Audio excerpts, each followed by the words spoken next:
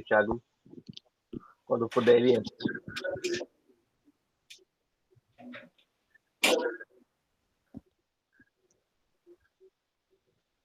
Não, na hora que aparecer aqui, ó, já foi tanto. Na hora que aparece aqui já foi tanto giga, eu já vou avisar, ó, já foi tanto giga, eu preciso ficar pelo menos até virar. Aí, entendeu? Beleza. Ah, mas eu já tirei o meu vídeo já. Não, aqui não.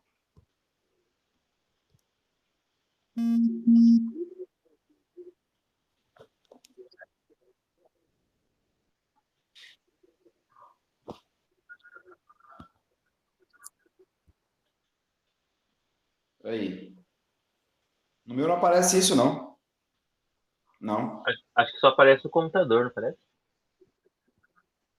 Ah, pode continuar, pode abrir, pode ir. Pode, taca ali pau aí. Então, beleza. Vamos lá. Bom, essa parte, então, a gente terminou, né, de falar na última aula. Certo aí? Não, pode avançar. Tá. A gente terminou de falar na última aula sobre o ceticismo, né? Os céticos gregos, na verdade. E aí a gente vai pular agora lá para os romanos já. Mas antes disso, os autores aqui que a gente está usando, né, ali, da série, eles descrevem uma parte interessantíssima e importante, eu acho, né? Que é o desenvolvimento de Alexandria. Né? Por quê? Porque o foco, né, o polo mais importante da filosofia é Atenas. E Atenas continuará sendo esse centro importante. Né? Quer dizer, se você quer fazer filosofia, você ainda vai para Atenas, porque lá tem, né, a gênese dos filósofos. Né? Tanto é que Paulo, quando viaja para a Grécia, ele vai para Atenas para discutir com os filósofos lá. Né? E aí ele encontra lá o altar ao Deus desconhecido, ele vai lá falar no Areópago. Né? Lá é o centro filosófico, né, do mundo antigo. Seria mais ou menos hoje como se fosse, sei lá, né, a França, né, a Sorbonne, a École, né, eles são centro de mais, assim, excelência, né, em termos de pensamento filosófico, né. Os Estados Unidos tem também, mas assim, a França tem uma tradição maior. No entanto, o que acontece é que Alexandria começará a se desenvolver para se tornar um grande centro também, né, pela administração ptolomaica. A gente vai ver isso agora. Mas não um centro filosófico, porque ela não consegue rivalizar com Atenas, pela tradição mesmo, né? Então ela se transforma num centro científico. E isso vai moldar um boom, né? Um crescimento enorme de perspectivas filosóficas, científicas, né? Que vão acabar mudando também percepções filosóficas, criando religiões de mistério, religiões gnósticas, na verdade, né? Então, a origem de todo o gnosticismo, basicamente, é Alexandria. Por que o gnosticismo nasce em Alexandria? E essa parte aqui é importante, né? Porque antes do gnosticismo aparecer, apareceram cientistas. E o que os cientistas faziam? Eles criticavam o dogmatismo filosófico e o dogmatismo da religião grega. Essa crítica aos dois dogmatismos, né, poderia ensejar que, sei lá, a Alexandria fosse uma cidade ateia, né, fosse uma cidade sem divindade, alguma coisa assim, né? E muito pelo contrário, o que aconteceu? O que aconteceu foi que, uma vez que você não tem mais o dogmatismo grego e não tem mais a religião tradicional operando, né, de maneira operando de maneira ótima, você vai ter, na verdade, uma abertura para outros tipos de religiosidade misturados, né, com ciência aparecer. E esse fenômeno é muito interessante porque ele se repete, né? Quando a gente for estudar lá na frente, né, o Bauman, no conceito de pós-modernidade, o que acontece? Chega lá Karl Marx, né, o Weber, e falam assim: o mundo moderno irá abandonar a religião e irá abraçar a ciência como única detentora da verdade. Isso eles falam, né, no 1880, né, 1920, que o Weber morre, e o que a gente vê agora é as pessoas sendo cada vez mais mais espiritualizadas, né, não tanto religiosas, mas mais espiritualizadas, buscando várias formas, né, de misturar ciência com religião, né? Então, é um movimento que ele acontece aqui em Alexandria e ele se repete na história várias vezes, né? No Renascimento, no Iluminismo, na Reforma Protestante, na Revolução Francesa e hoje na pós-modernidade, né? Então, é uma coisa interessante olhar, ver, para a gente entender o ciclo, né? O microfone aí que tá zoando aí, ó, fazendo um barulho chiado aí. É o Thiago? Eu tô tentando mexer aqui no celular. Peraí.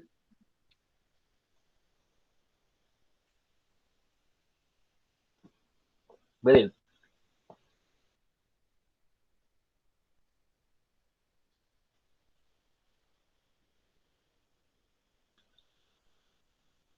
É, tirei, cara. Dá pra olhar pra tua latinha, não. É que eu tô pelo celular, né, cara? Tô tentando ajeitar aqui. Mas dá pra ver. Então vamos lá, então. Então, Alexandria, então, vai tornar-se a capital cultural do mundo helênico. Ó, Atenas, a capital filosófica, né? Intelectual, vamos dizer assim, no sentido da reflexão filosófica. E Alexandria começa a se tornar uma capital cultural. Esse é o projeto, né? A cidade começa a ser construída em 322 antes de Cristo, né? 322 antes de Cristo, a mando do próprio Alexandre. Então, o Alexandre, né? Depois ele vai, né?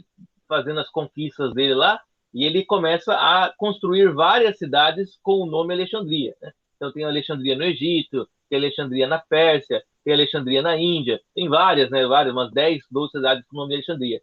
E ele mandava construir a cidade e colocar o nome dele na cidade, né? Ou seja, megalomaníaco pra caramba, né? Não é nem uma homenagem que alguém deu para ele, né? Mas é ele mesmo deixando a marca dele, né? Nos territórios onde ele vai conquistando. Ela ficava, né? Bom, vocês devem ter visto já o mapa, né? Ela fica lá na foz, né, do Rio Nilo, ali na região próxima ao delta do Nilo, né? Que é a região mais próspera, porque ela é bem irrigada e ela é muito próxima do mar Mediterrâneo, que daria rota de passagem marítima, né? Do Oriente Médio para a Europa, pegando ali, né, a Grécia, pegando ali a Península Itálica, né, e circuncidando, você chega lá na Península Ibérica. Então, é um lugar muito estratégico, tanto que vai ser palco, né, de muitas batalhas, muitas guerras, né, e muita tentativa de controle por parte do Império Romano, que virá depois, né. Bom, é uma cidade muito portuária, portanto cosmopolita, significa o quê, né? Que você vai ter gente de todos os lugares do mundo passando por ali. Alexandria é o lugar onde você encontrará, né, tanto o pessoal do sul da África, então o pessoal do reino do Axum ali, né, a atual Etiópia, a Nigéria, do Sudão, né, pessoal ali da Mauritânia, da África Setentrional. Você tem uma série de povos ali diversos, né, de coloração de pele, de língua. Tem o pessoal da Península Arábica também, que é ali perto do chifre da África.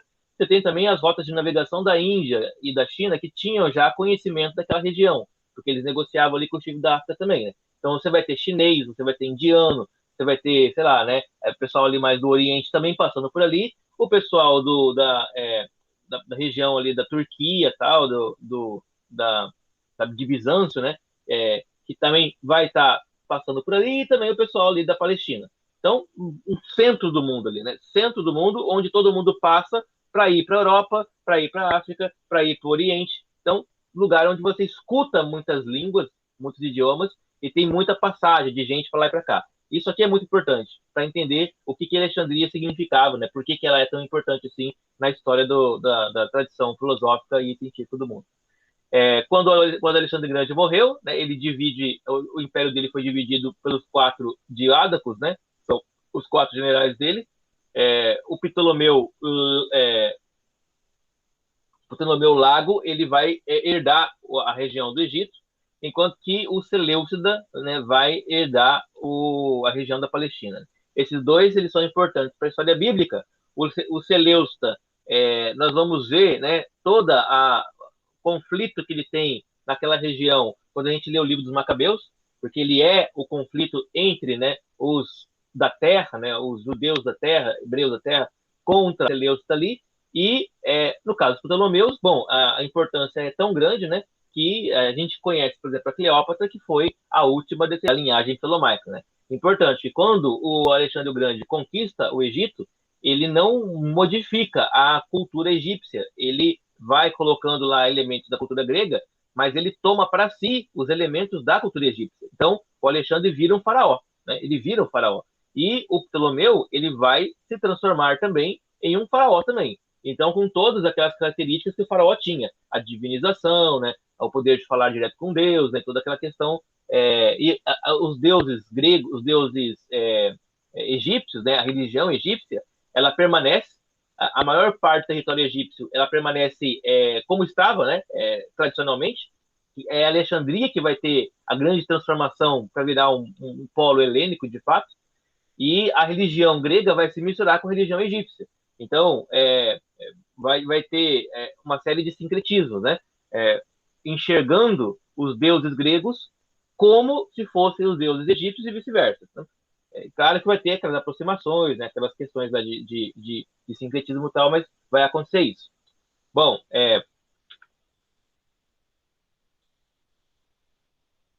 o que acontece, né, é que com o Ptolomeu Lago, né, que era ele era um general, mas era um general mais assim diferenciado, no sentido que ele era menos da guerra e mais da estratégia, né? E a descendência dele vai ser uma descendência de homens e mulheres bastante interessados em ciência. Aí nós temos esse Ptolomeu I Sóter, né? O Ptolomeu I é Sóter de Salvador, né? Que vai começar um projeto, um grande projeto de transformar a Alexandria nesse polo de alta cultura no mundo antigo.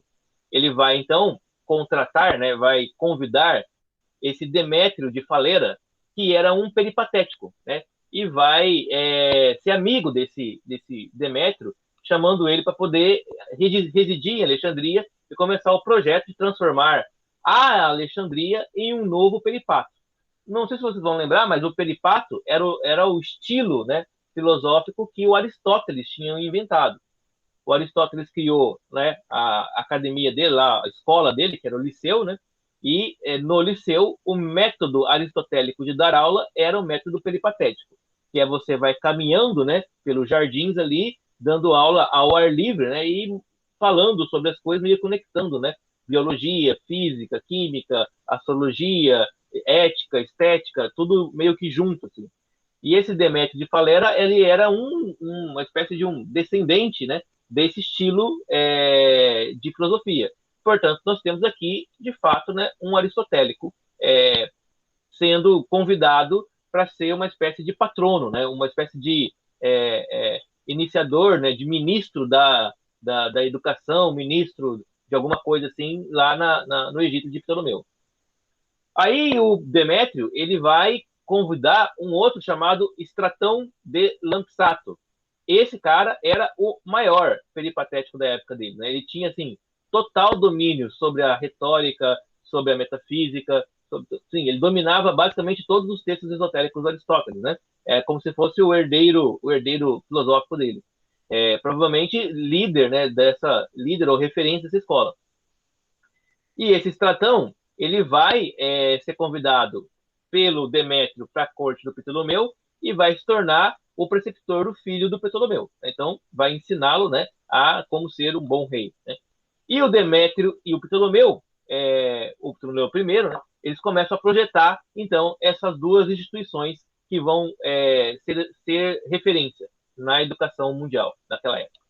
Uma é o museu, essa é a instituição central, e a outra é a biblioteca, que é uma instituição paralela. Né? A biblioteca ela vai conter todos os livros possíveis do mundo antigo em tradução grega, enquanto que o museu ele vai ser a maior coleção de artefatos científicos da história da humanidade, né? em termos proporcionais.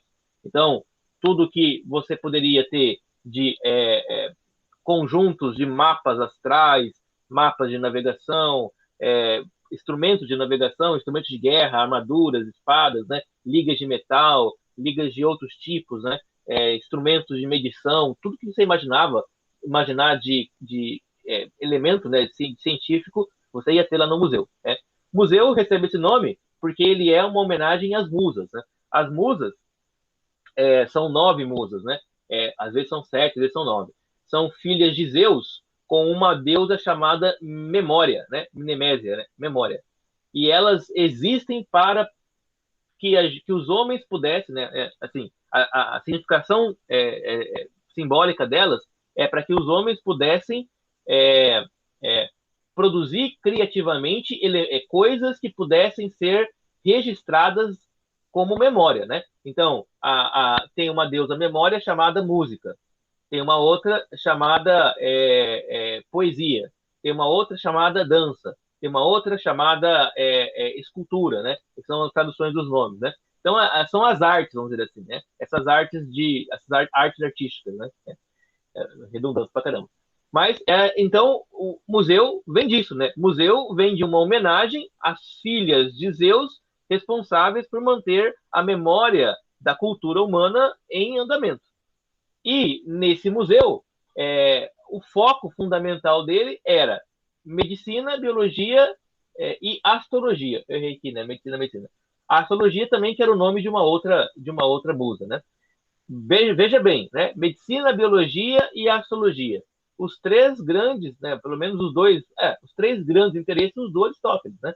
O Aristóteles era filho de médico, o pai do Aristóteles chamava Nicômaco, né? Que é o mesmo nome do filho dele, e o Nicômaco era um médico, né? E o Aristóteles sempre teve um interesse por medicina, por biologia. Ele fazia coleção de animais, coleção de plantas, né? Então, o próprio peripatético, né, que é o caminhar pelo jardim, evoca essa questão ali, né, da fauna, da flora e tal.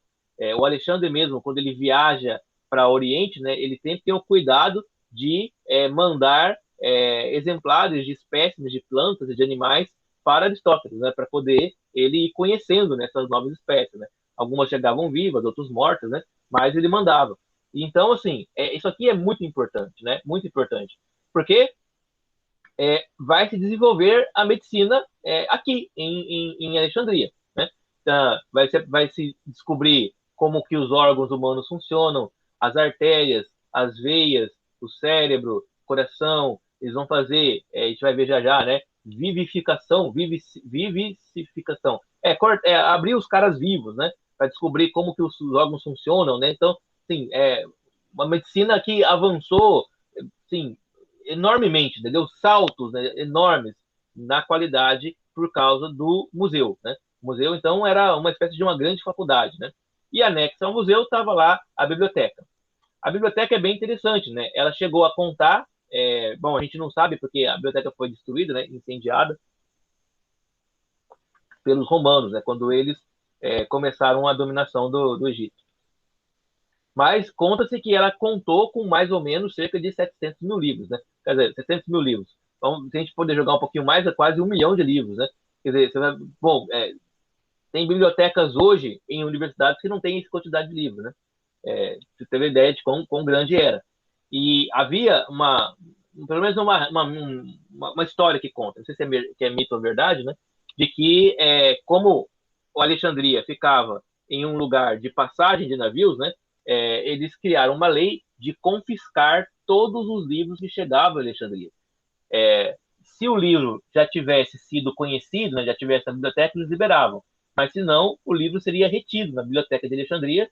Lá ele seria traduzido para o grego e ia compor a biblioteca. Então, assim, era um confisco para produzir, né, um repertório de conhecimento cultural para o mundo. E aí você pode ter certeza que lá você vai ter livros hindus, budistas, livros shintoístas, livros de mistérios, né, livros mágicos, livros astronômicos, né, todos os tipos de literatura que você imaginar, né, na época antiga.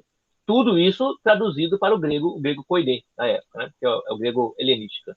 Aí nós vamos ter também, então, a Tanakh, né, no Antigo Testamento hebraico, ele é traduzido para o grego nessa época, né, nessa época da construção da biblioteca. Né? E aí, claro, né, essa tradução ela vai se dar financiada pelo Estado de Alexandria, né? Mas, como ela vai ficar muito popular, aí vai ter aquela lenda lá dos 70, né? A edição do Septuaginta, dos 70. De que 70 sábios traduziram a Bíblia, né, em lugares diferentes, quando foram comparar a tradução, elas eram todas idênticas. Logo, né, foi um milagre, né? Então, isso aí é mais para dar veracidade, né, para dar autoridade ao texto que já estava sendo produzido por pessoas que não tinham necessariamente um compromisso religioso, né? Mas eram contratados pelo Estado para poder fazer a tradução desses textos, né? Aqui, então, o que nós vamos ver também, né, é de que, a partir de agora em diante, né, a gente vai ver depois os filósofos, os neo-estoicismo, né, que é a filosofia romana, o neopitagorismo, o neoceticismo, o médio neoplatonismo, e todas essas tradições, elas já têm contato, já leem, né, os textos do Antigo Testamento. Portanto, vai ser muito comum que a gente vai começar a encontrar passagens semelhantes, né? Tanto dos Vedas hindus, né? Do budismo, das religiões persas, inclusive do Antigo Testamento. Quando a gente for falar sobre o Sêneca, por exemplo, ele vai ter frases inteiras que você fala, bom, isso aqui ele tirou do Evangelho, né? O Sêneca deve ter lido. Não, porque o Sêneca não é da época que os Evangelhos estão sendo escritos, né? O Sêneca leu o Antigo Testamento com outras tradições e chegou a conclusões muito semelhantes às conclusões que os evangelistas chegaram, né? Inclusive, tem uma tradição que diz que o Sêneca ele se correspondia com o apóstolo Paulo, né? Não sei se eles chegaram a se encontrar, né? Tem uma lenda que também se encontraram também, mas que eles se correspondiam. Ele conhecia, né, o pensamento paulino. Lógico, né? Paulo, para ele, não é um ser divino, nem um profeta, né? Ele é um filósofo, e Sêneca se corresponde com ele como um filósofo com outro, né? Então, você vai ter vários elementos evangélicos dentro das obras de Sêneca. Tanto é que a Igreja Católica, por vezes, né, as igrejas do Oriente, principalmente, por vezes se propuseram a canonizar o Sêneca, como se ele fosse um proto-santo, né? Um santo antes do cristianismo estabelecer, um santo que não era cristão, vamos dizer assim, né? Mas que tinha lá todos os elementos cristãos. Mais ou menos como Platão, né? Como Aristóteles, mas ninguém quis santificar esses caras, né? Mas o Sêneca chegou perto.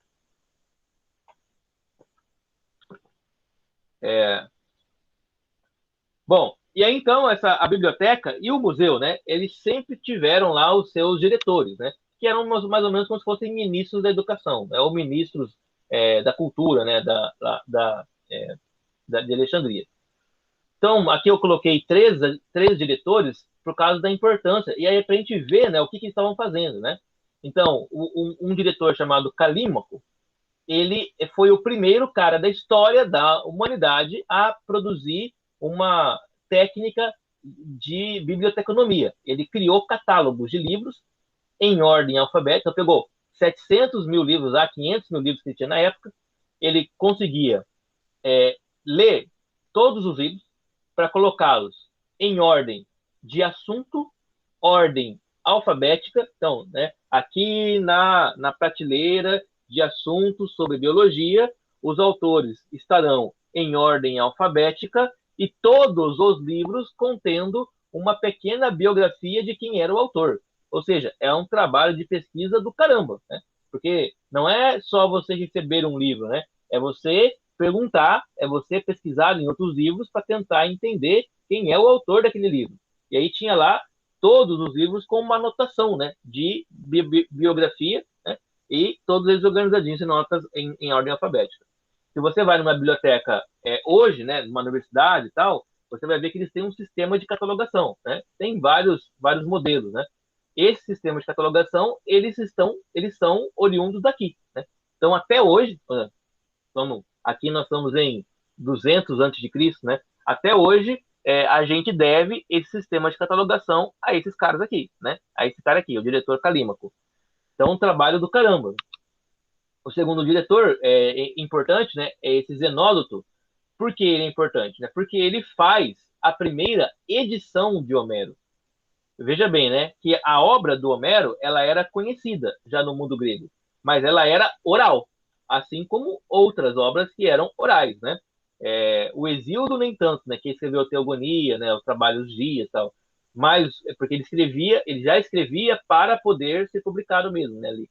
Mas o Homero que escreveu Ilíada, né, o autor da Ilíada, da Odisseia, esse era só a tradição oral. Então ele foi o primeiro cara a colocar isso no papel, que é um feito, assim, fantástico, né? Porque sem isso a gente possivelmente nem teria a história de Homero até nós, né? É claro que essa história vai ser revisada, né? E aí tem trabalhos, por exemplo, do Aristarco, né? Que é um filólogo que pegou a tradição, né? A edição do Homero do Zenódoto e começou a tentar entender o estilo literário ali para ver o que era, de fato, trechos de Homero e o que eram trechos colocados posteriormente. E como que você faz isso? Por meio de análise estilística. Você vai contando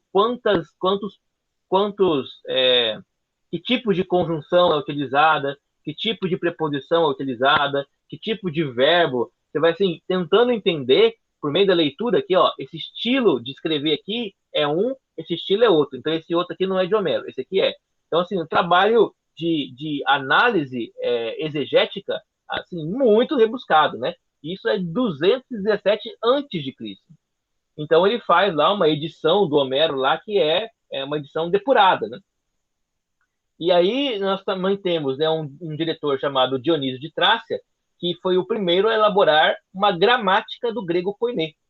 Gramática essa que a gente usa hoje, né? Ele foi o originador disso, porque antes disso não havia uma gramática, né? Havia os estudos do grego, se aprendia, né, o grego ali mais por percepção ali, né, mais por vivência ali da língua, imersão, né? Mas agora ele começou a pensar como é que estrutura-se, né, as regras linguísticas da língua grega, que é outro trabalho do caramba. Você pensa, né? A esposa do Leno, né? Ela faz letras, né? E aí você pensa, vamos mandar ela lá para uma tribo que não tem escrita, né? Ela é agrafa.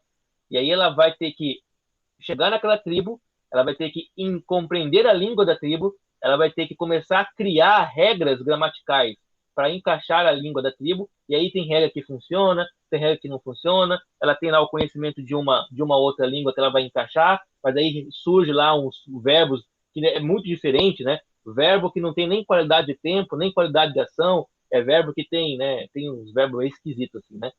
E aí você vai ter que criar, né? Criar uma gramática para uma língua. É um trabalho hercúleo. E aí o cara está fazendo isso, né? Uma coisa impressionante, sem ter outras gramáticas para ele poder se guiar. Ele vai se criar, né? Ele vai criar o método, né, de fazer gramática. Isso tudo dá ensejo ao que nós chamamos de filologia, né? Que é o que o bacharel em letras faz, né? Ele estuda a estrutura da linguagem, né?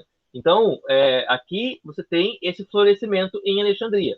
Enquanto que lá em Atenas eles estão discutindo filosofia, em Alexandria eles estão discutindo linguagem, eles estão discutindo literatura, eles estão discutindo por que as palavras que se usam são essas e não outras, né? Então, é uma coisa mais técnica do que o conteúdo da fala, né? Ele está estudando a estrutura das falas, né? Nós também teremos o desenvolvimento da matemática aqui em Alexandria, ou ligados a Alexandria. E o primeiro nome que aparece é o Euclides, né? A matemática euclidiana. A gente quase não sabe nada da biografia do Euclides, né? Mas a gente conhece o livro mais importante dele, chamado de Elementos, né? O Elementos, ele é um livro que ele vai escrever mais ou menos baseada nos princípios da lógica formal aristotélica. Então ele vai dizer, bom, em primeiro lugar, a matemática, ela é uma ciência, ou pelo menos ela é uma linguagem científica, né? Essa é a ideia. A matemática é uma linguagem científica que parte de discursos axiomáticos. O que é um axioma, né? Ou axiomático, né? Axioma é uma, entre aspas, verdade, né? Que não necessita de demonstração.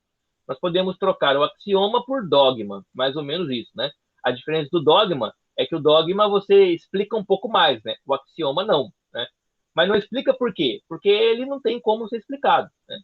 Assim, pega um triângulo, por exemplo, né? Dá para você dividir o triângulo em partes, né? Em compósitos menores, né? Bom, o triângulo ele tem 3 ângulos, né? Cada ângulo ele é formado por 2 segmentos de reta. Cada reta é formado por uma sucessão de pontos. E um ponto é o quê? Né? Chegamos num momento onde nós não conseguimos mais ir para trás, né? Não conseguimos mais saber qual é a definição de ponto no sentido, a origem do ponto. Então, o ponto torna-se uma verdade axiomática. Você pega um pontinho, né? Coloca vários deles seguidos um do outro, você tem uma reta. A reta não é um axioma. A reta é uma conjunção de vários pontos. O ponto é um axioma, as retas não. Você vai poder, então, você pega, por exemplo, né, uma soma simples, né? O que é o número 1 ou o número 2, né? O número 1, o número 0, tá? Número. Então, o número é um axioma, né? De onde você parte, sem nenhum tipo de pretensão de dizer, explicar o porquê dele existir, né? Mas você parte da existência dele, para daí para frente você construir ciência. Então, a linguagem matemática é uma linguagem baseada em axiomas, né? E a ciência, ela também tem axiomas, né? A ética tem axiomas, né? A gente tem axiomas em todo lugar. Coisas que a gente sabe que é certo, a gente não consegue explicar para atrás dele, né? Para além dele, o que é o seu fundamento, mas a gente parte dele como se fosse realidade e vai para frente, né? Matemática é isso, né? Tem, lógica também é isso, né? E aí, então, ele cria uma metodologia, né? Que ele vai chamar de metodologia de definições, que era uma forma de calibração dos termos do discurso, né? Ou seja, olha só o que ele está falando aqui. Para fazer ciência, não é uma descoberta dele, né? Mas ele cria metodologia para isso, né? Porque o Aristóteles já fazia isso. Mas uma metodologia para construir definições das coisas. Você quer falar sobre o quê? Eu quero falar sobre justiça. Muito bem, defina a justiça. Justiça é quando um homem vai lá e faz algo de correto com relação ao outro. Não, isso não é uma definição, isso é um exemplo que você acabou de dar. Eu quero uma definição, não um exemplo. A definição ela tem que ser universal, ela tem que dar conta de um número expressivo de situações e ela não pode ser autocontraditória em si mesma, né? Ela tem que demonstrar como delimitação qual é o conteúdo do que você está querendo dizer. Isso é um avanço do caramba, né? Porque aqui ele está lutando contra o relativismo, né? E contra a ambiguidade, né? Ou seja, você precisa dizer exatamente do que você está falando, para onde você quer dizer, né? E o que significa isso que está dizendo, né? Isso é importante para toda a ciência. Porque sem definições, você começa a confundir as pessoas, né? Porque você está falando de uma coisa e a pessoa está entendendo outra quando está ouvindo, né? Se eu falo, por exemplo, sei lá, né? Se eu falo, por exemplo, eu não tenho desejos. Aliás, eu tenho desejos que são controlados pela minha vontade, né? Aí você pensa, bom, mas desejo e vontade, né? Eu posso usar da mesma forma, né?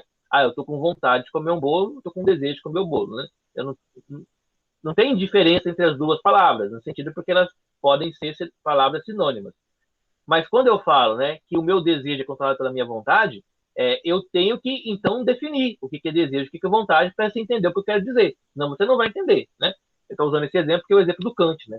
Aí o Kant vai dizer, desejo é aquilo que vem do descontrolado dentro de você, né? É a paixão, né? E vontade é aquilo que vem da razão, né? Então, o desejo, né? É um desejo do coração, né? É um desejo da alma, né? Um desejo da sede, né? De possuir alguma coisa, enquanto que a vontade é um desejo específico da razão.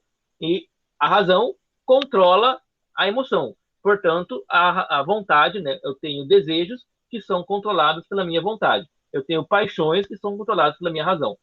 Essa definição é importantíssima, porque senão eu estou escrevendo aqui desejo, vontade, e a pessoa não está me ouvindo, não está conseguindo entender, né? Então, o Euclides, ele, que é muito mais famoso, né, pelas suas descobertas matemáticas, ele está criando ciência, as bases do conhecimento científico. Ele cria também uma metodologia para você desenvolver postulados axiomáticos comuns, né? Que são o quê? Especificações do princípio da não contradição.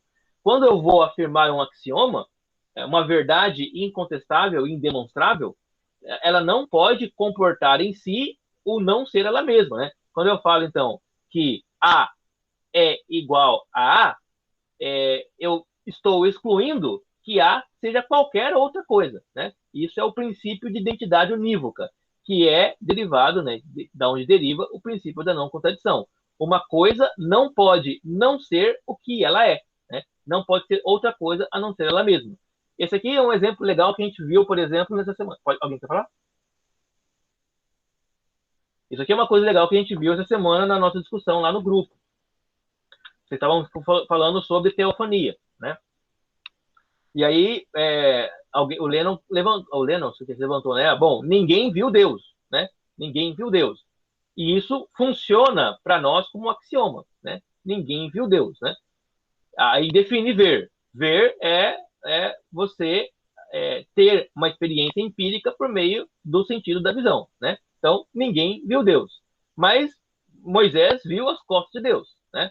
Mas o outro lá viu a mão de Deus. O outro lá viu o olho de Deus. O outro lá andou, conversou com Deus, né? Então, como é que Deus invisível é visto, né? Há uma contradição aí, que ela só pode ser resolvida quando você postula um outro axioma. Qual é o axioma? Cristo é a imagem visível do Deus invisível. Ah, como é que você demonstra isso? Não, eu não demonstro, isso é um axioma. Eu não vou tentar justificar por meio da razão, né, derivar, né, de raciocínios anteriores, que isso é uma verdade, porque é uma verdade dada, né, uma verdade dada, um axioma que tornou-se comum. E a partir do axioma comum, eu derivei uma explicação sobre o que está acontecendo no Antigo Testamento. Quando Deus se mostra, ele tem que se mostrar por meio da imagem visível dele, que é Cristo. Portanto, aquilo que aparece no Antigo Testamento como teofania, na verdade, é cristofania, né? Cristofania. Isso é raciocínio derivado desse tipo de reflexão, que é uma reflexão aristotélica, peripatética, né? Tipicamente da Idade Média, né? Para nós aqui, mas que tem os seus fundamentos na percepção, né? Na filosofia euclidiana, no mundo antigo, em Alexandria, né? Esse é o tipo de reflexão que é muito comum nesse ambiente. Lembrando, Clemente de Alexandria, Orígenes de Alexandria e outros pais da igreja, né, que apesar de não serem de Alexandria, irão ter influência disso, estão fazendo teologia, ou farão teologia, baseado em fundamentos que estão aqui, na lógica e na construção, né, científica de Alexandria. Muito provavelmente, o Paulo, ele é completamente educado dentro dessas informações, né, presentes aqui em Alexandria, né? Educado em Tarso, né? Ele viaja para a Espanha, lembrando que a Espanha é península ibérica, para chegar lá tem que passar pela Península Itálica, para chegar lá tem que passar pelo Mar Mediterrâneo, e ali você também acaba entrando em Alexandria, no Egito. Não há nenhum impedimento de Paulo ter entrado aqui. Vamos lembrar também que Jesus, quando ele é criança, ele vai morar no Egito, né? E não há nenhum impedimento que leve Jesus a não ter entrado em contato com esse conhecimento ali de Alexandria, né? É claro que a biblioteca já tinha sido destruída, né? Mas você tem assim, um ambiente, né, desse tipo de pensamento ali. Então, é possível que você encontre nesses teóricos coisas que estarão presentes lá nas falas do Novo Testamento, porque era, vamos dizer assim, o mainstream da época, né? Era a informação que gerava, era o YouTube da época, vamos dizer assim. Ele também cria, né, uma metodologia de postulado, né? O que é um postulado?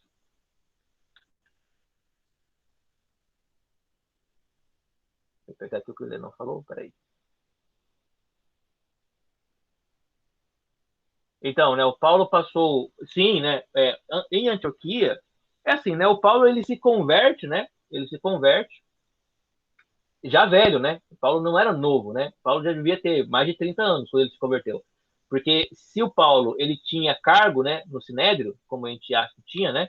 Ele deveria já ter uma idade, uma maioridade religiosa, vamos dizer assim. E dali, então, ele vai para Antioquia, né? Depois da conversão dele. E aí tem um hiato, né, de uns 13 anos que Paulo some, né? E esse hiato, não está em Alexandria necessariamente, né? Ele está em meditação, né? No deserto. E aí ele pode ter ido viajar para o Egito, né? Ele pode ter ido viajar para outros lugares ali e conhecer outras culturas, né? Paulo, ele teve que rever. Mas além disso tudo, né? O Paulo ele já tem, né? Toda uma construção, né, filosófica mas é isso, né? Sim, o Paulo passou muito tempo em Antioquia, sim. Então, o Euclides também cria, né, uma metodologia dos postulados, né? O que é o postulado? O postulado é a, é a base do silogismo. Se você vai lembrar, né? O que é o silogismo? Né? O silogismo é aquele método dedutivo aristotélico que propõe, né, uma afirmação geral, que a gente chama de premissa maior, uma afirmação menor, uma premissa menor, que nós chamamos de afirmação específica, que gera uma conclusão necessária, né? O exemplo do Aristóteles né? Todos os homens são mortais, todos os homens são mortais. Todos é universal, né? Todos é a premissa maior. Sócrates é um homem, é a premissa menor, né? Porque ele é específico. Logo, Sócrates é mortal. Isso é um silogismo. O silogismo ele é composto de postulados. O postulado primeiro e o postulado segundo, né? Que gera um postulado terceiro. Postulado, então, é uma afirmação categórica sobre algo que é, de alguma forma, inegável, né? Baseado no axioma. Então, ele está construindo ciência aqui, né? E esses postulados, eles são de base intuitiva.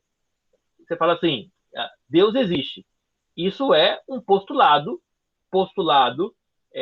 de base intuitiva. Você não sabe, por meio da experiência, que Deus existe, mas você sabe por meio da intuição que Deus existe. Ah, mas o ateu, ele não acredita nisso.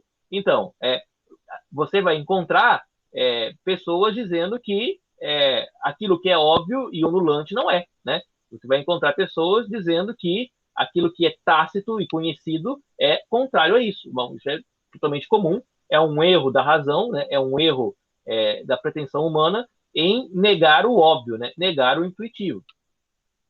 Uma vez que essas afirmações elas são de base, até mesmo históricas, intuitivas, é delas que você parte. Então, o ateu, quando fala que Deus não existe, ele está indo contra a própria razão, né? Contra o próprio fundamento, né, da intuição humana. O que talvez o ateu pode dizer é que o Deus que você está dizendo que existe, não existe. E aí ele vai colocar outro Deus no lugar, né? O Deus é a razão, o Deus é a energia, o Deus é a ordem, o Deus é a matemática, o Deus é, sei lá, né, o relojoeiro cego, né? Dawkins vai falar isso, né? O relojoeiro cego, né?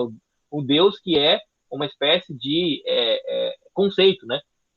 Aí você tem uma coisa muito mais honesta do que dizer simplesmente que Deus não existe, né? Por quê? Porque isso é algo que é contrassensual à própria história, né, da racionalidade.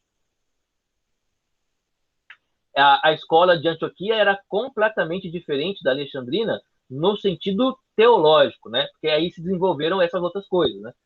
Então, a escola de Antioquia era uma escola mais ligada à história, né? À historicidade, né? E mais ligada a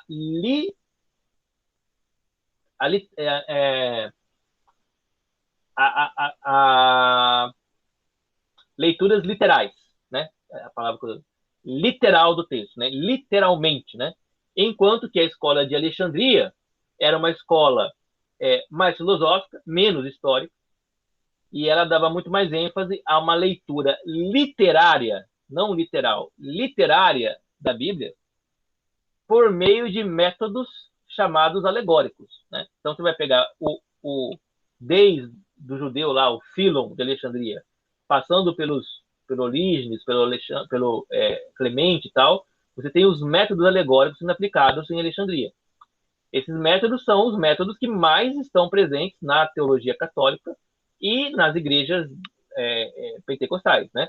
O método antioqueno, né, que que seria algo parecido com o que nós chamamos hoje de histórico gramatical, ele ficou muito mais conhecido, né, a partir das análises exegéticas da Reforma, que queriam voltar ao texto, né, e tal, né, e partindo do texto tentar definir. Então, o Paulo, ele tem... aí você fala assim, mas então o Paulo, ele era alguém que fazia teologia a partir daquilo que a escola de Antioquia propunha? Não, porque você vai encontrar na teologia do Paulo um monte de coisa que é alegórica, né? Um monte de coisa que é assim, se você ler de forma literal, você não entende, né? Mas se você ler de forma alegórica, vendo, né, as camadas, né? Pode falar. Um monte.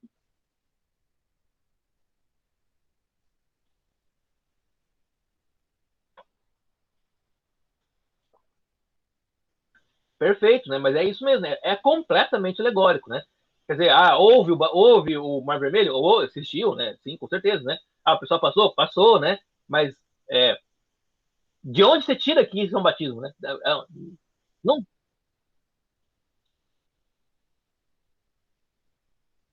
né? E exatamente, né? Exatamente.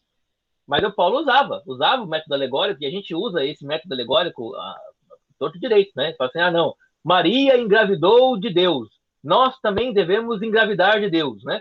É alegórico, né? Alegórico. Né?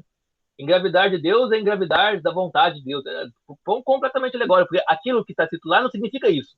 Mas a gente fala que é. Então, e assim, não há, né, esse negócio do purismo, assim, naquele momento histórico, né, ainda, né? Esse purismo, né? Não, só uso o método histórico gramatical, só uso histórico crítico, só uso, sei lá, né, semiótico discursivo, né? Esse negócio aí é uma coisa moderna, né? De briga de escolas, né? De escolas. E aí também tem a questão das heresias, tem a questão de manter, né, da teologia e tal. Né? Nesse momento não tem isso, né? Não existe uma teologia estabelecida como a verdadeira, né? Eles estão fazendo isso ali, né? Ô, professor, por exemplo, lá em Jeremias, acho que Jeremias Isaías, que o autor, lá em Jeremias ele fala do povo de Israel, a nação de Israel, né? Uhum. Aí pode ver que o autor de Hebreus, ele faz uma alegoria trazendo para o Novo Testamento, né? O Hebreus é completamente não alegoria, né? Então aí, por exemplo, assim, significa um novo sentido para o texto. Não sei se é Porque, um, é porque um novo. se nós aceitamos o escrito de Hebreus como inspirado, significa que existe um novo mandamento, né? Então, Uma nova interpretação, né? ou é um novo, ou assim, eu acho que o autor do Hebreus, né? Possivelmente Paulo, né? Mas pode ser outro. O autor de Hebreus, ele está dizendo para a gente assim: essas verdades que eu estou dizendo aqui não são novas. Elas são aquilo que já estava lá, mas que as pessoas não conseguiam ver porque não tinham a chave hermenêutica que é Cristo. Então, Uhum. ele não está dizendo assim, olha, eu estou inventando a roda. Ele fala, não, eu estou te explicando o que é a roda, que você não tinha entendido antes. É, Eu tenho... que nem quando fala lá, aquele que ama cumpre a lei. É uma É, lei. Então, é uma alegoria. Significa o quê? Por que que Cristo cumpriu a lei? Nós podemos dizer, porque ele é amor, né? Ele é o próprio amor, Deus é amor. Então, é uma sim. alegoria, né? É uma alegoria. Não, sim, de certa forma, sim, porque, enfim, né? Mas aqui que acontece isso, né? Para você cumprir a lei do Antigo Testamento, precisava amar? Sim. Só Então, que, só que ninguém ninguém tinha falava em percebido amor. isso. É. Ninguém tinha percebido. É. Então, o que Jesus falou assim, ó, eu não estou falando para vocês nada de diferente do que está lá. Nada Nada. novo. Tem nada novo. O que eu estou dizendo para vocês é o que está lá e que vocês não viram. É isso mesmo. E para vocês é novo, por quê? Porque vocês estão acostumados a enxergar aquela coisa sempre da mesma forma. E agora eu estou dizendo para vocês que a forma correta que vocês sempre deveriam ter enxergado é essa. Tá, mas isso aí é uma alegoria? Eu Mostrar a não, forma correta? não. Não? Alegoria é um método, né? É um método de você expressar as coisas, né? Uhum. Eu acho que essa intenção, né? Não é uma intenção alegórica, é uma intenção de dizer assim, eu não estou rompendo com o Antigo Testamento. Eu estou fazendo a interpretação correta dele. Essa Entendi. interpretação correta, ela é literal e alegórica ao mesmo tempo. Ela tem as Entendi. duas. Sim, E ela se entendi. mistura, entendeu? Entendi.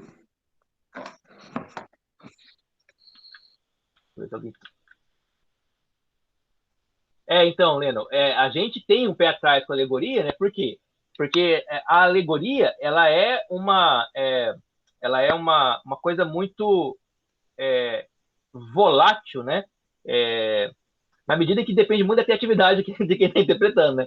E quem interpreta alegoricamente, cara, tira umas coisas assim que você, nossa, é um absurdo, né? Eu lembro até hoje, né, de ler um livro do Kenneth Hagin, né? Estou estudando ele agora porque tô fazendo um trabalho sobre ele, né? Lá na faculdade. E aí ele falando, ele queria justificar a unção do riso, né? E aí ele pega um texto lá, acho que é o Salmo 126, eu acho.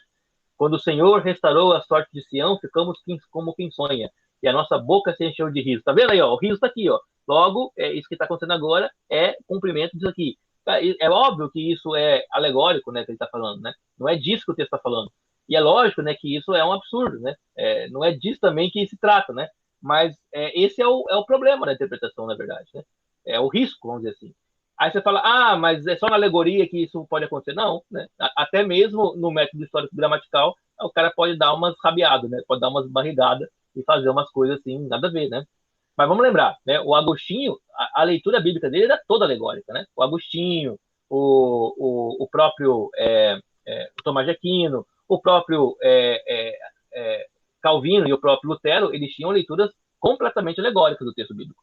Você pega, por exemplo, as obras do Lutero, você vai lendo aquela coisa e fala assim, não, mas isso aqui não está no texto assim, né? É a alegoria dele, né?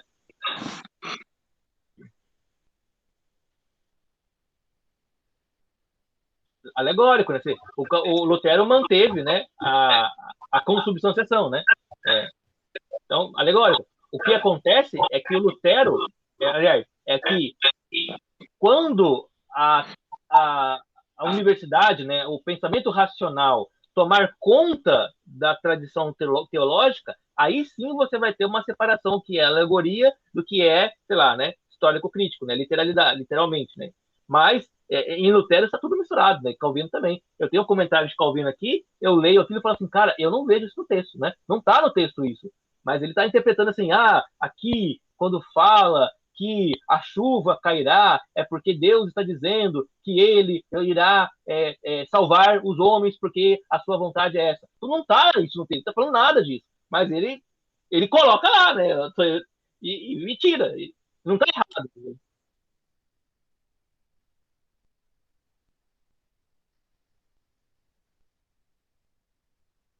Você vê? Não tem nada a ver. Mas aí você faz um. Se você fizer um esforço alegórico, você consegue enxergar. Ô, Zac, mas antigamente eles tinham liberdade para isso. Hoje não tem mais, né? Hoje um cara que fizer isso, ele é totalmente rechaçado. É, Hoje, por exemplo, o cara vai escrever um livro próprio, assim, fazendo uma alegoria assim, ninguém lê. lê, cara. Lê, Lê? lê. Porque foi O a Kenneth Hagel não. É. qual? O Kenneth Hagel é todo feito assim. Todos esses teólogos, assim, esses caras que não são da teologia da academia, né? Mas até na academia também. Ó, por exemplo, você tem teologia gay, teologia feminista, teologia negra. Como é que você faz isso? Com alegoria, não tem outro jeito. Eu sou muito literal, né? Eu acho que não sei se é a palavra certa. Histórico crítico, acho, né? Eu gosto que nem o Ed. Eu sou. Acho que todos nós, né? História gramatical. Cuidado com as palavras que tu usa aí, hein, Thiago? Histórico crítico, hein? Cuidado, hein? Não, eu sou literal mesmo, pô. Eu sou literal. Eu gosto de ver só o que o texto diz, mas tem coisas que a gente não consegue ver ainda, pô. Que o texto é muito difícil, É, né? mas E aí, assim, infelizmente, a gente tem que procurar autores que explicam, às vezes o autor interpretou errado. E agora? mas eu acho. Tem que ter uma linha ali.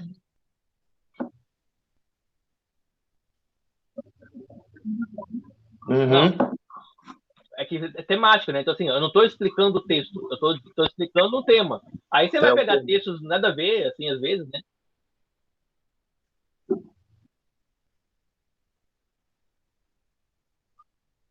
É, isso mesmo.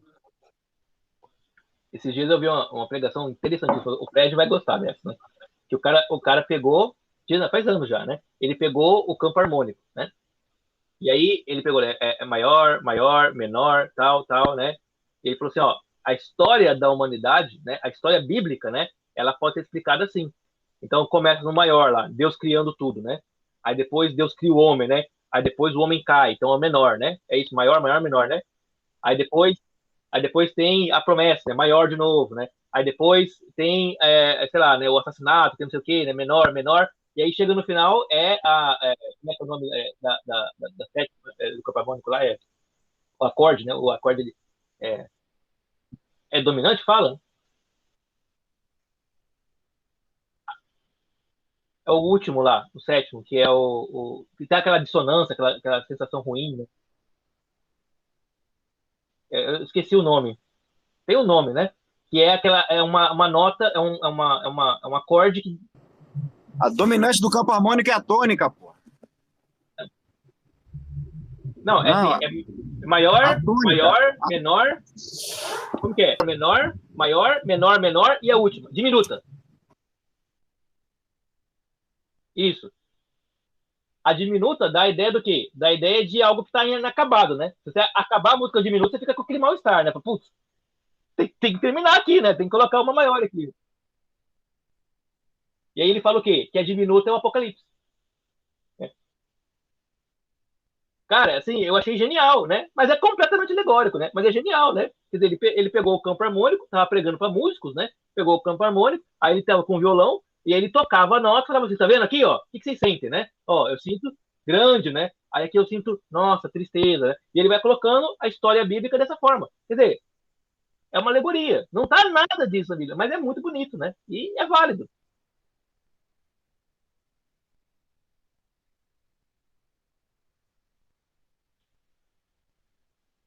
Acho que são coisas diferentes, né? Assim, a possibilidade da cagada é muito grande de fazer isso, né? De falar besteira.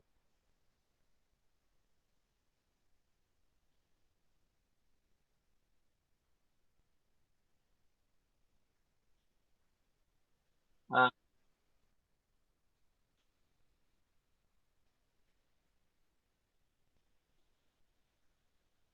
é uma alegoria, né? Exato, exato. Aí essa é outra questão importante, que o Lennon coloca assim, ó, eu tenho o pé atrás com a alegoria, né? Mas assim, quando você é parte de um grupo que todo mundo ali tem um compromisso sério, né? E eles têm uma linguagem compartilhada, a alegoria ela não torna, ela fica mais tranquila de você confiar nela, né? O problema é quando essa alegoria ela é assim, ambígua, né? Os caras estão falando uma coisa que você meio que escondendo, meio que não mostrando né, o que, que ele quer dizer, aí é difícil mesmo, né? Mas eu concordo com você, tanto é que a tradição reformada, ela meio que abomina, né? O método alegórico, né?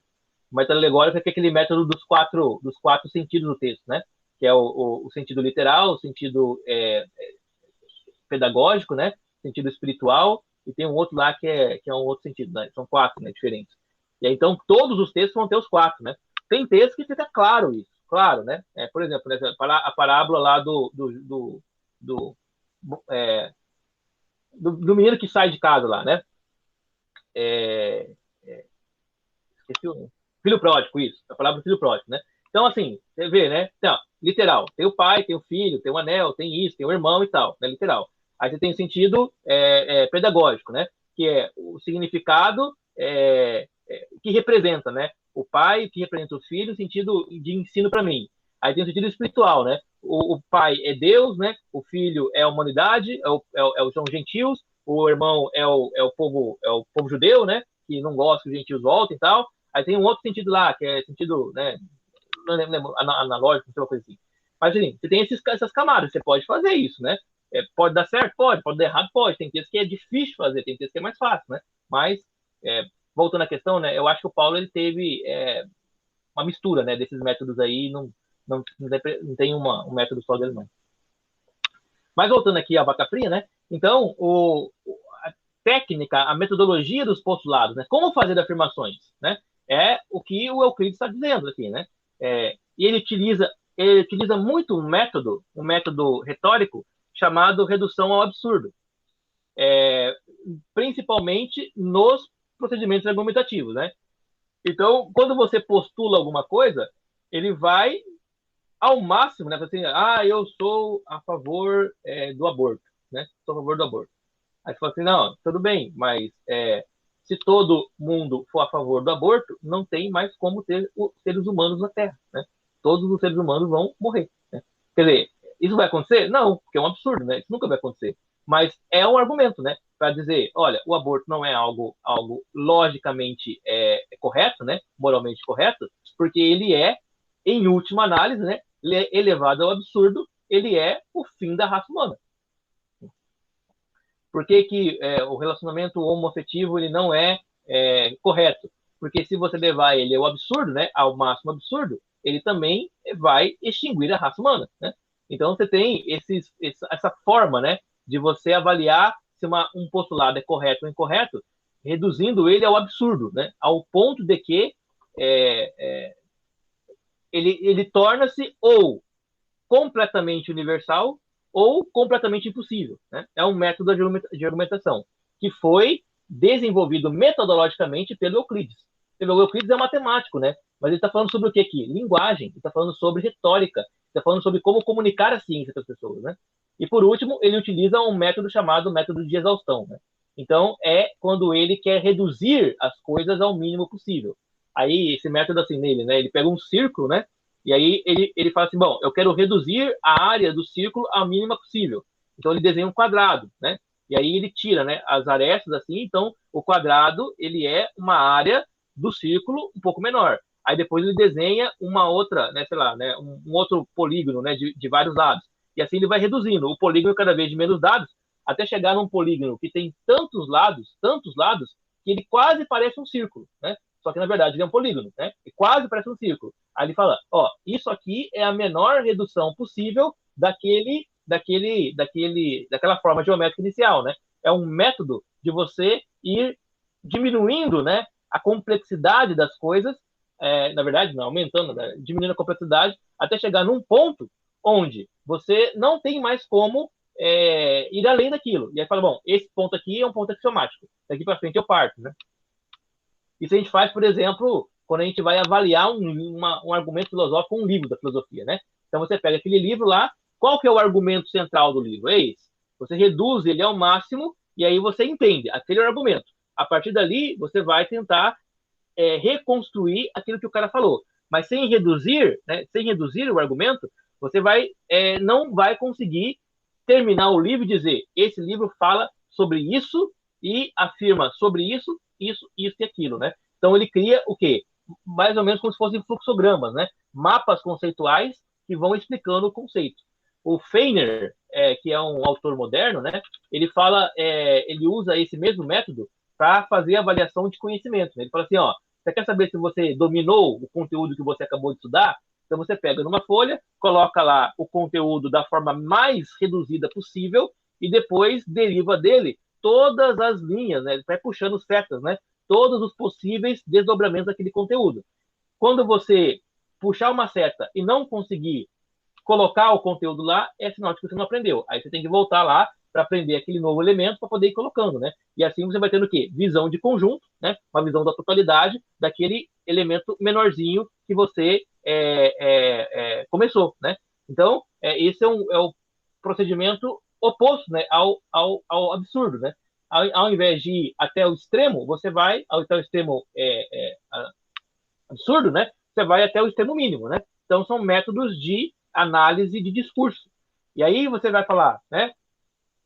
O que isso tem a ver com ciência, né? Fala, bom, o cientista, quando faz ciência e descobre alguma coisa, ele precisa divulgar o que ele descobriu, né? E a divulgação da descoberta, ela não pode se dar de outra forma, a não ser por métodos de explicação que convençam a sua plateia. E para convencer a sua plateia, você vai usar todas as regras da retórica, inclusive essas, né? Postulados, axiomas, definições, reduções do absurdo e métodos de exaustão. Né? Aí nós temos um outro teórico, né, importante desse momento, que é o Arquimedes, né? O Arquimedes, que é muito conhecido pelo negócio lá da alavanca, né? O Arquimedes, ele nasce em Siracusa, né? Ele é descendente lá da nobreza de Siracusa, né? o pai dele era astrônomo, e ele vai passar por Alexandria. Ele vai passar pelo museu, vai passar pela biblioteca, ele vai aprender ali, mas ele vai viver em Siracusa porque lá ele era, tipo, amigo do rei, né? E aí teve uma batalha, né, contra uma outra cidade grega, né, liderada por um cara chamado Marcelo, né? E o exército do Marcelo era muito mais poderoso que o exército de Siracusa. Só que eles conseguiram resistir por anos, o cerco, até que acabou perdendo, né? E o que foi como que Siracusa resistiu? Porque Arquimedes fazia instrumentos de batalha, né? Ele fazia arcos balísticos, ele fazia catapultas, ele tem uma arma que ele utilizava espelhos, né? Para fazer condensação de calor, né? E aí queimar coisas, né? À distância, né? O cara, assim, é um gênio, né? Ele era o maior arquiteto, né? O maior engenheiro da história da humanidade, né? E ele tem o seu ápice, né? O seu desenvolvimento nessa fase também, como uma consequência, né? Da Alexandria. Tem uma história interessantíssima, né? Que ele conta que chamaram ele, né? Para poder um rei lá, ele fez uma coroa para colocar, né? Numa estátua de uma divindade lá, e mandou o ourives, né? Fazer a coroa de ouro. Só que aí começou a surgir, né? A boca pequena, né? Que o ourives tinha misturado ouro com prata. E então a coroa não era só de ouro, né? Era de ouro e prata, né? Portanto, não era pura, né? E aí, assim, né? O rei foi enganado, né? O cara passou para trás do rei, né? O cara pegou o dinheiro do rei e tal. E como é que ele vai saber, né? Como é que vai saber se era prata ou se era ouro, né? Na coroa. E aí o rei chama, né? O Arquimedes, né? E ele, então, começa a pensar, né? Numa forma de descobrir. Esse rei chamava Geron, né? Ali, né? Uma forma de descobrir, né? Se a coroa ela era de ouro ou de prata, né? Ou de 100% prata. E aí ele faz o quê? Ele pega o peso da coroa, né? E ele faz dois blocos, né? Um bloco de ouro e um bloco de prata, né? Ele enche uma banheira de água e coloca o bloco de ouro. A água que saiu, né, para fora, né? Ele vai coletar e vai pesar. E aí ele coloca o bloco de prata e vai pesar. Como o ouro ele é mais pesado que a prata, ele vai derramar menos água do que a prata, porque o volume dele é menor, né? Porque ele é mais pesado, né? E aí, então, ele vai pegar a coroa e vai colocar na tina. Se a água que sair da tina for a mesma quantidade que saiu do bloco de ouro, então a coroa ela é verdadeira, né? Só de ouro. Se fosse menor do que a quantidade de água que saiu do bloco de ouro, então ela não era puro ouro, ela tinha outros elementos, né? E aí diz que ele estava pensando, né? Ele estava pensando sobre essa solução quando ele descobre, ele sai, ele estava na banheira da casa dele, ele estava numa tina, tomando banho, né? Ele sai da banheira pelado, né? E sai gritando, Eureka, Eureka, Eureka, descobri, descobri, né? E até hoje a gente usa, né, esse conceito, né, essa palavra, né, Eureka. Imagina, né, um cara em 200 anos de Cristo, cara, ele descobriu isso, né? Assim, é uma coisa incompreensível, né? De como é que é capaz de descobrir. Ele começou a fazer contagens de coisa por peso, ao invés de contar um por um, de maneira que ele conseguia contar a quantidade de grãos de areia dentro de um balde, né? Porque ele pegava lá uma quantidade de grãos, né? Ele pesava aquela quantidade, aí ele ia fazendo, né? As anotações de referência, né? Ele falou, bom, então tantos grãos de areia pesam tanto. Então, se tiver tal peso, vai ter tantos grãos de areia. E aí ele fazia, né, essas coisas de matemática muito interessantes, né? Aí tem essa citação aí, né? Ó, máquinas balísticas inventadas para defender Siracusa, os aparelhos para transporte de pesos, né? As folias, né? Tal. A idealização de uma bomba de irrigação baseada no princípio da chamada rosca sem fim. Descobertas ligadas à estática, à hidroestática, fizeram dele o engenheiro o maior engenheiro do mundo antigo, né? Então, Arquimedes, mais do que inventar apenas, né, a alavanca, né? Ele produz um conhecimento, sim, né, matemático que possibilitava você fazer construções, né, coisas com muito mais eficiência. Tem um vídeo que mostra, né, acho que na ilha de Corinto, né, assim, numa cidade grega ali, eles tinham um porto de um lado, né, a ilha era meio reta, assim, né, e o porto do outro lado, né, tinha 2 portos, né. Para o navio passar de um porto para o outro, ele tinha que margear toda a ilha, né, e isso dava muito tempo, né, muito gasto. Então eles conseguiram fazer o quê? Eles conseguiram fazer uma forma dos navios passarem por terra, por meio de uns rolos assim de madeira, né? Colocava o navio em cima, puxado por um pessoal, né? E aí ele ia, ao invés de fazer a curva pela ilha, né? Ele ia por terra, né? Esses são usados como princípios de Arquimedes, né? Ou seja, de locomoção, né? De como mover coisas muito grandes e pesadas, né? Isso modifica toda, né, a engenharia do mundo antigo, né? Isso é muito importante também. Nós também temos o Aristarco, né? O Aristarco de Samos, ligado também à escola de Alexandria. E olha só, né? O cara está em 200 a.C. e ele já conseguiu, por cálculos e observação, dizer que a Terra ela girava em torno do Sol, né? Ou seja, ele criou o primeiro sistema heliocêntrico.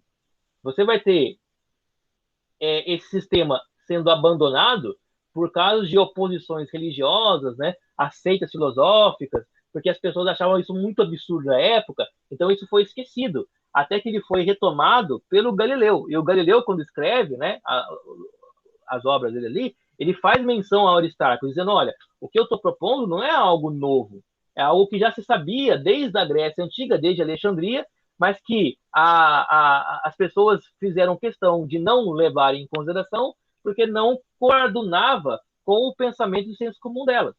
Quer dizer, o cara descobriu o sistema heliocêntrico séculos antes, né, de haver telescópio, de haver que o primeiro a usar telescópio para poder fazer a observação astronômica foi o Galileu, né?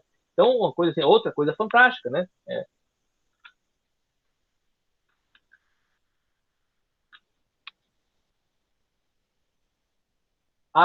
Sobre a medicina é muito interessante, né? Como eu disse para vocês, então, você tem a biblioteca de um lado, né, e o museu do outro lado, né? E esse museu é focado em medicina, biologia e astronomia.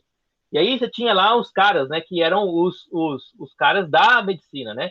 Esses dois eram mais famosos, né? Que era o Herófilo e era o Ericistrato, né? O Herófilo descobriu que o centro do corpo não era o coração, mas o cérebro. Isso para o mundo antigo é uma coisa muito nova, né? Lembra, para o mundo antigo, né? Antes de Platão, antes de Alexandria aqui, a razão humana ela vinha do coração. Né? Onde que está o pensamento, né? Onde que está a mente humana? No coração, não na cabeça. As emoções elas estavam no estômago, enquanto que a razão estava no coração. E aí o cara abre, né, o corpo humano, né, e vai fazendo lá uma série de exumações, uma série de dissecações e tal, né, vivificações, e descobre que o cérebro é aquele que coordena o corpo. Ele abre a cabeça de um cara vivo, né? É que assim, né, o governador da época, o faraó do Egito lá, né, na época, ele autorizou que condenados à morte fossem entregues, né, para o museu, para que o corpo deles fosse utilizado para fazer esse tipo de experimento, né? Algo que jamais poderia acontecer na Grécia Antiga, porque isso era um horror, né? Mas no Egito, né, com o faraó falando, né, o rei, o imperador, era menos problemático, né? E esses caras, então, eles abriam os caras vivos mesmo, né, para poder ver o corpo funcionando. Aí ele abria o cara vivo, abria a cabeça do cara e começava a cutucar o cérebro do cara com umas instrumentos lá, né? E aí o corpo do cara se emergia, né? Você fala, pô, aqui tá, né? Tá no cérebro que tá os reflexos que vão pro corpo todo. Claro que isso era sem anestesia, sem nada, né? Você imagina a dor, né? E a desumanização, né? Mas a medicina progrediu demais nesse sentido.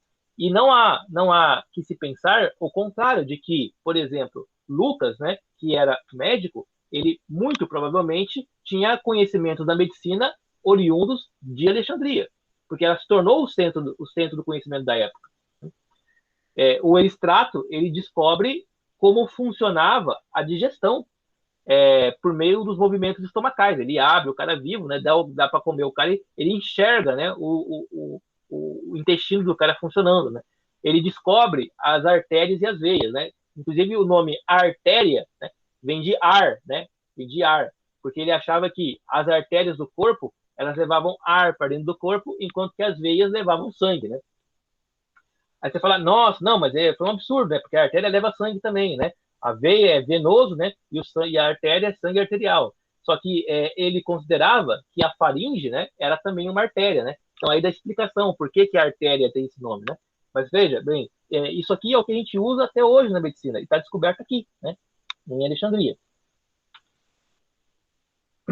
E essa aqui, para mim, é a mais impressionante, né? Esse cara chamado Erastóstenes, ele foi chamado, né, por Ptolomeu II para dirigir a biblioteca, né, em 446, e o cara, ele simplesmente conseguiu calcular a circunferência da Terra.